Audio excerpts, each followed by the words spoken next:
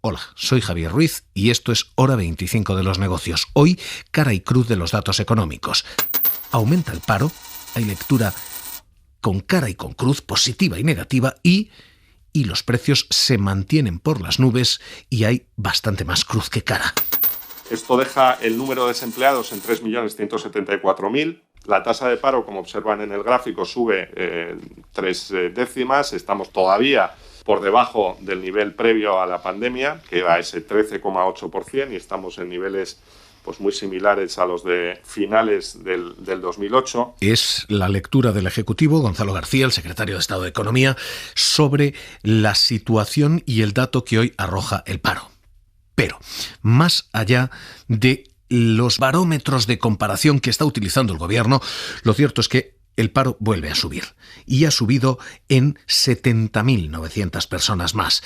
Es un dato negativo y sobre todo es un dato que rompe una racha. Hasta ahora, cuando comenzó la pandemia, se destruyó una barbaridad de empleo. Técnicamente ese es el término, y desde entonces se ha ido recuperando poco a poco hasta el punto de desafiar la ley de la gravedad, la ley del calendario. Los meses de despidos seguían contratándose. Esta vez ya no. Esta vez el paro sube. El primer trimestre vuelve a destruir empleo. Alejandra de la Fuente, ¿qué tal? Muy buenas noches. Hola, muy buenas noches. Y volvemos a esa estacionalidad. El paro vuelve a subir en los 3 primeros meses del año.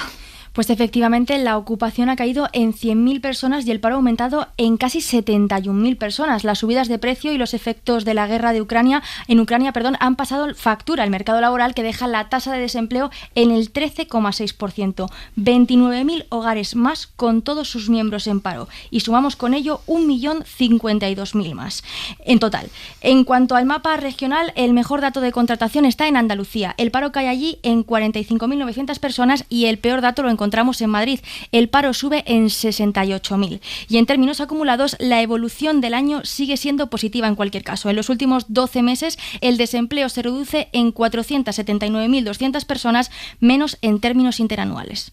Ahora mismo, esta es la situación y el análisis del gobierno. Está aumentando el paro, sí, pero porque hemos vuelto a un patrón de normalidad, de despedir en invierno y de contratar en verano, es lo que argumentaba la ministra Yolanda Díaz. El primer trimestre de la EPA, como todos los trimestres de la serie histórica, no son positivos nunca, pero es verdad que estamos ante el mejor trimestre de la comparación desde los últimos ejercicios.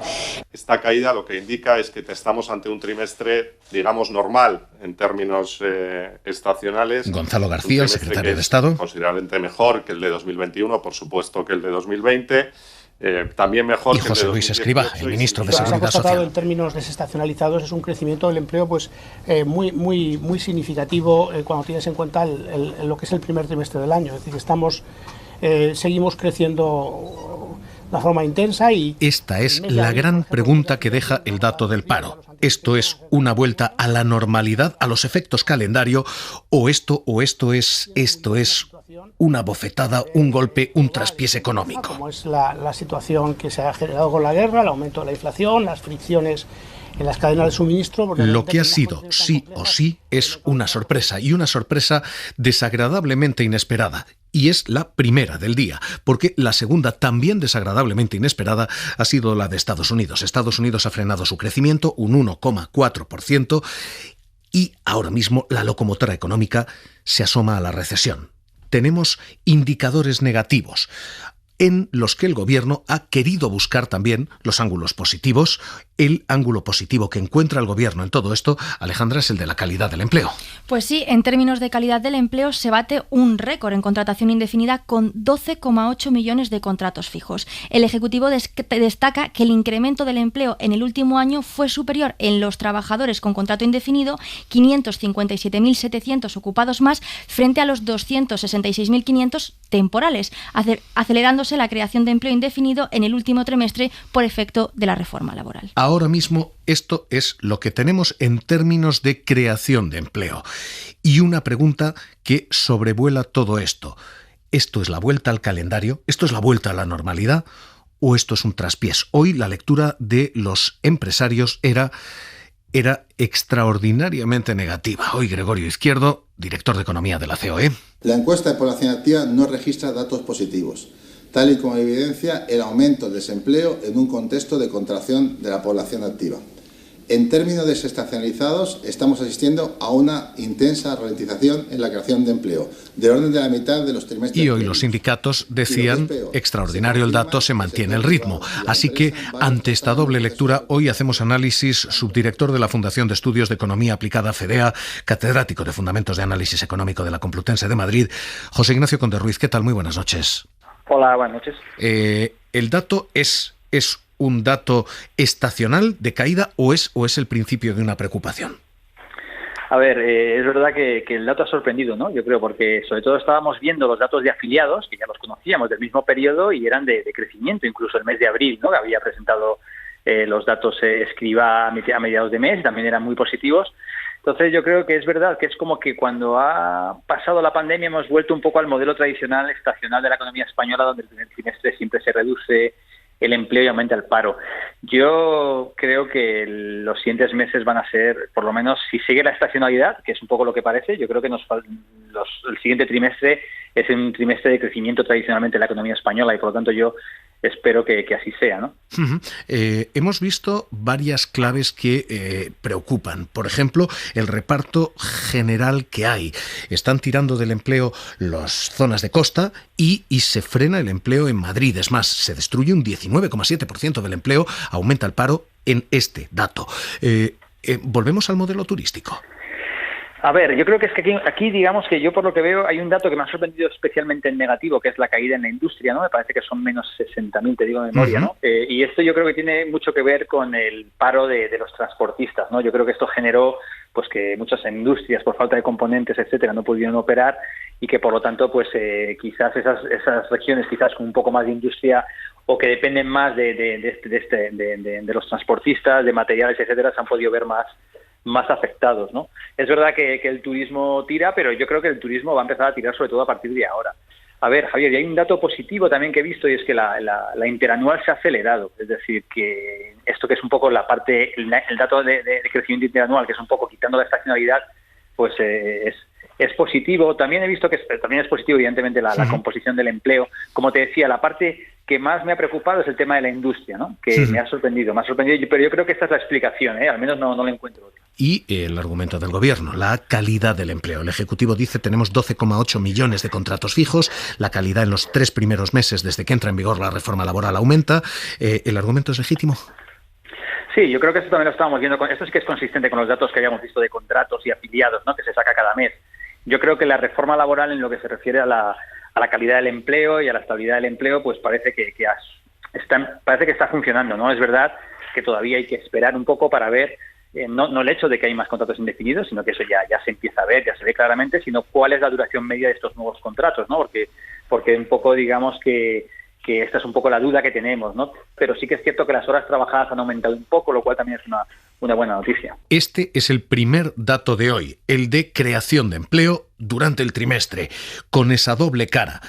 Hay un segundo dato, y es el de la inflación, el de la subida de precios, también con doble cara, porque los precios suben al 8,4%, es decir, sube a niveles estratosféricos. La cesta de la compra se sigue encareciendo. ¿Qué les vamos a contar nosotros? ¿Qué les vamos a decir que no hayan visto ustedes en el supermercado? Y se encarece especialmente en el supermercado, porque la subida de precios ya no es solo energética, es también de alimentos. El 8,4% de subida general tiene un 4,4% de subida de precios estables. La inflación subyacente, la que no varía con la energía, está en el 4,4% y ha subido al 4,4% en un año. 4,4 puntos. Así que esta inflación parece estar calando, parece tener ya un efecto que permea en todo el sistema de precios, aunque hoy el Ejecutivo retiraba un poquito de gravedad al dato. Se trata de una rebaja significativa en la tasa de inflación que rompe la tendencia. Porque el mes pasado estuvo en el 9,8%, así que... Y que muestra los primeros efectos de las medidas que ha adoptado el Gobierno para reducir el coste de la energía para las familias. Pensamos que La inflación va a seguir reduciéndose en los próximos meses. Pero ahora mismo lo cierto es que esto ha permeado ya y que esa inflación estable está en su nivel más alto del último cuarto de siglo. Jordi Fábrega, ¿qué tal? Muy buenas noches. Hola, buenas noches. Jordi, cuéntanos, ¿cómo quedan los datos ahora mismo? Porque es verdad que ha bajado un poquito este último mes, pero es verdad también que los datos siguen siendo estratosféricos y empiezan a permear al sistema de precios en general. Sí, vamos a empezar primero con la inflación general, que como dices ha bajado en el mes de abril, ha bajado del 9,8 hasta el 8,4%. Es una bajada de 1,4 puntos, pero seguimos estando en un nivel de inflación muy alto. De hecho, es el segundo más alto en 30 años, solo por detrás del 9,8 de marzo que acabamos de dejar atrás. Aún no conocemos el detalle de cómo han subido o bajado los precios producto a producto, pero sí apunta el Instituto Nacional de Estadística que detrás de esta bajada está el abaratamiento de la electricidad y de los combustibles, y que la inflación hubiera bajado más si no fuera por el resto de productos, básicamente si no fuera porque los alimentos y las bebidas se han seguido encareciendo. No hay datos concretos hasta dentro de 2 semanas de cuánto se han encarecido estos productos, pero sí dice estadística que el precio del conjunto de alimentos ha subido este mes mucho más que hace un año y por tanto ha empujado al alza tanto la inflación general como especialmente la subyacente, que sigue subiendo y con fuerza, como dice, suma un punto más en abril y está en el 4,4%, es más del doble de lo que teníamos cuando empezó el año, y además hay que tener en cuenta que la subida de los precios de los alimentos empezó a producirse más tarde que la subida de precios de la energía, y esto quiere decir que también hay un efecto base que va a hacer que en los próximos meses los alimentos sigan dándonos datos de inflación subyacente elevados. Ahora mismo esta es la doble cara. Gracias, Jordi. Esta es la doble cara que tenemos con el dato de los precios. Tenemos una ligera bajada este mes. Estábamos en el 9,8 de subida mensual y ahora estamos en el 8,4, así que lo positivo es eso. Lo negativo es que la cesta de la compra, y esta vez es estrictamente cesta de la compra, se nos sigue yendo de las manos. José Ignacio Conde Ruiz, sigue usted ahí, ¿verdad? Sí, aquí estamos.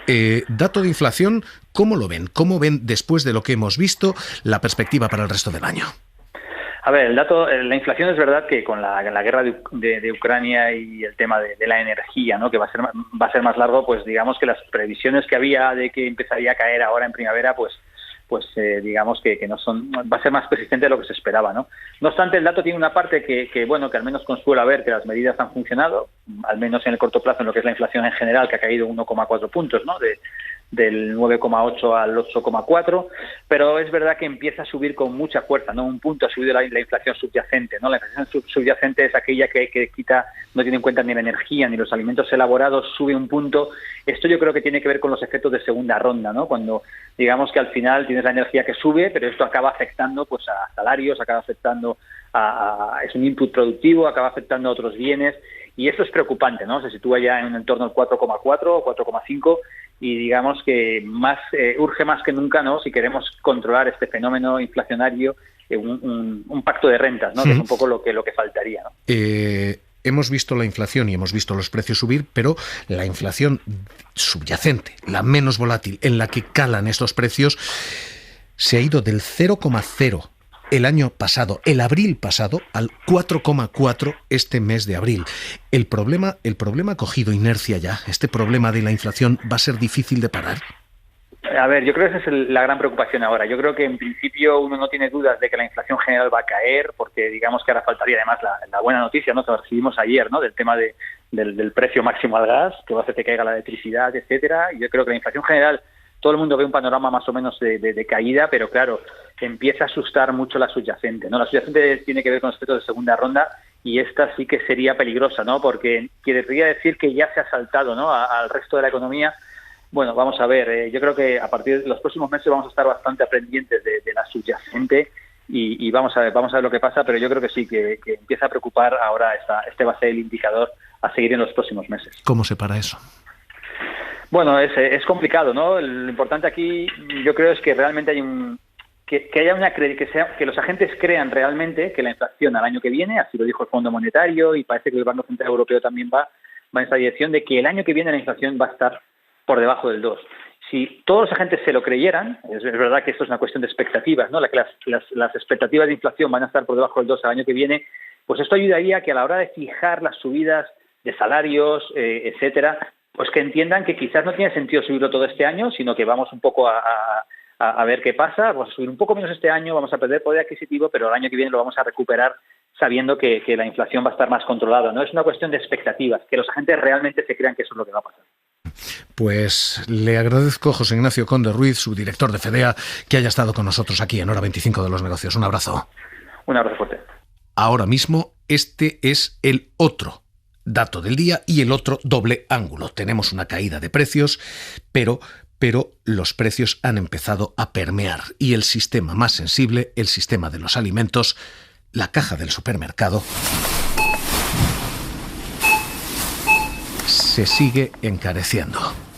Hoy, cara y cruz de los dos datos del día. Hora 25 de los negocios, seguimos.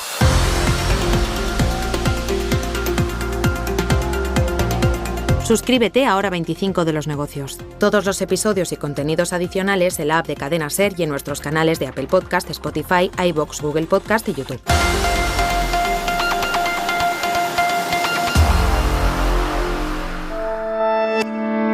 Cadena SER. La radio.